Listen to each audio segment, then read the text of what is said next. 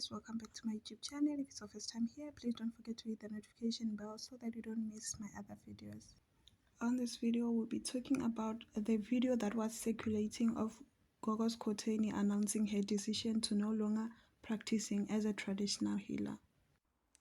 Sanbonani, this is Utumi Mutsuning, known as Gogo Skhotheni. I'm officially making this video to announce that I am no longer a traditional healer. I am no longer a Sangoma. I'm no longer practicing as a Sangoma.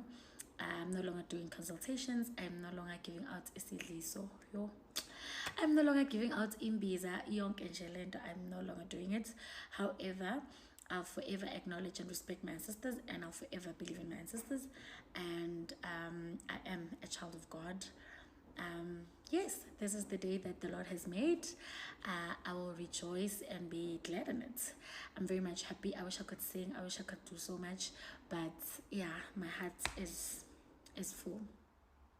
Wangethula umthwalo owawungisinda, wangethula umthwalo ngomthandazo wami, uvalo lwami lwaphela lwavusa umoya wami, langethula umthwalo wangishiya ngequlo.